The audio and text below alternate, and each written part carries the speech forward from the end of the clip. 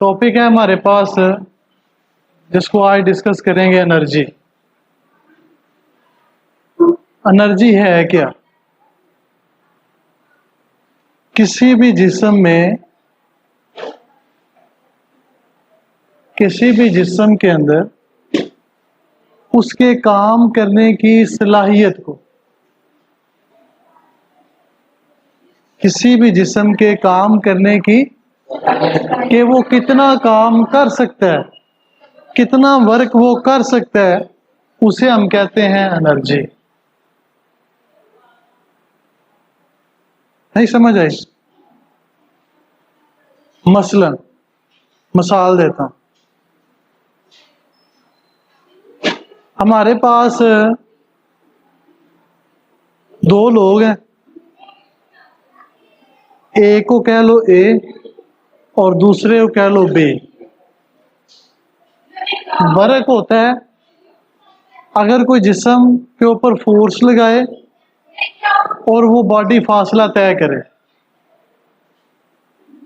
अब दोनों बॉडीज ने, दोनों ने, ए ने भी और बी ने भी 5-5 किलोग्राम के दो वजन उठाए हुए हैं। ए के पास भी 5 किलोग्राम है और बी के पास भी 5 किलोग्राम। फोर्स लग रही है दोनों की। अब वो दोनों चलना शुरू कर देते हैं तो फासला भी कवर कर रहे हैं, तो ये हो गया वर्क, ये हो गया काम, वर्क। अब हमने देखना है दोनों में से कौन ज्यादा वर्क करता है। जो पहले थक जाएगा उसका वर्क कम होगा, जो बाद में थकेगा उसका वर्क ज्यादा होगा। तो जो बाद वाला उसकी एनर्जी ज्यादा, क्योंकि उसने ज्यादा वर्क किया। तो किसी भी जिस्म में जो उसके काम करने की सलाहियत होती है कि वो कितना वर्क कर सकता है, यानी कि वजन उठा के वो कितना डिस्टेंस कवर कर सकता है, वो उसकी क्या है? एनर्जी। नहीं समझ आई? अब हम घरों में बल्ब इस्तेमाल करते हैं, पंखे इस्तेमाल करते हैं, मोटरें इस्तेमाल करते हैं, इनकी मुख्तलिफ एनर्जी है। ये वर्क कैसे करते हैं? पंखा कैसे वर्क करता है? पंखा इलेक्ट्रिसिटी गेन करता है, इलेक्ट्रिसिटी फोर्स है और उसके बाद वो घूमता है। ठीक है, वो डिस्टेंस है। समझ आ गई? तो ये वर्क हुआ। अब हमने देखना है किस पंखे की एनर्जी ज्यादा है, यानी कि वो कितनी देर तक चलता रहे तो वो हीट अप नहीं होगा, खराब नहीं होगा, वो उसकी क्या है? एनर्जी। तो एनर्जी क्या हुई? किसी भी जिस्म में काम करने की सलाहियत, किसी भी जिस्म में काम करने की, वो क्या हुई? एनर्जी हुई। एनर्जी की डेफिनेशन लिखते हैं, द एबिलिटी ऑफ बॉडी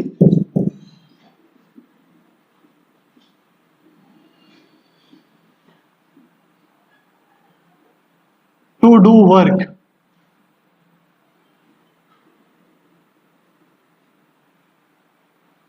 किसी जिस्म की काम करने की सलाहियत, ये होती है एनर्जी। ठीक है, और इसका यूनिट क्या होता है? इसका यूनिट क्या होता है? एनर्जी का यूनिट है जॉल। इसका यूनिट क्या है? जॉल।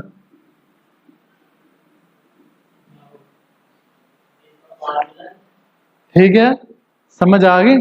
असल में वर्क जो होता है ना, वर्क, क्योंकि अब स्मार्ट सिलेबस में वर्क जो है वो छुड़वा दिया, इसीलिए इसका कंसेप्ट ले लो। वर्क क्या है? किसी जिस्म के ऊपर अगर हम फोर्स लगाएं, फोर्स लगाने से वो बॉडी डिस्टेंस कवर करे। मसलन ये दीवार है, इसको तुम धक्का लगाना शुरू कर दो तो दीवार एक जगह से दूसरी जगह जाएगी, इसका मतलब वर्क नहीं हुआ। वर्क तब होगा जब हम फोर्स लगाएंगे और वो चीज एक जगह से दूसरी जगह चले जाए। अब फोर्स का यूनिट क्या होता है? फोर्स का यूनिट क्या होता है? और फासले का यूनिट क्या होता है? तो वर्क का यूनिट क्या हो गया? इसको हम कहते हैं जॉल। ठीक है। अब जो एनर्जी है ये किसी बॉडी में उसके वर्क की एबिलिटी है। किसकी एबिलिटी है कि वो वर्क कितना करता है। तो जो वर्क है वो क्या है, जॉल। तो इसका यूनिट क्या होगा, समझ आ गई, मुश्किल तो नहीं है। अब हमारे पास है एनर्जी की टाइप्स। एनर्जी का ये फार्मूला लिख तो दिया आपको।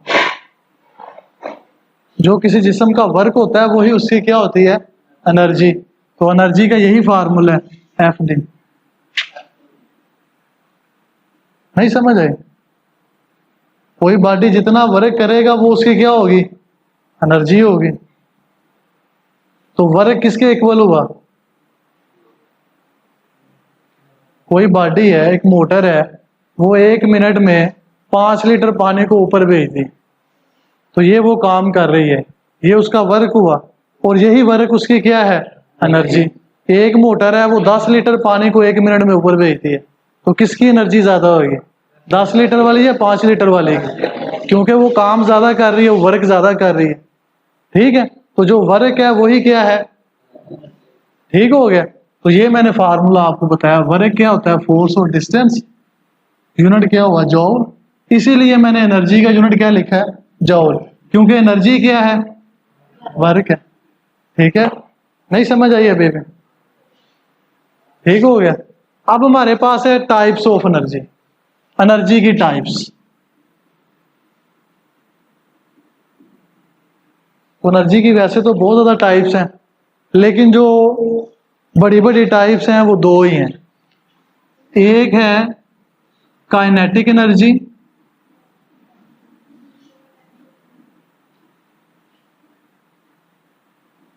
और दूसरी है पोटेंशियल एनर्जी।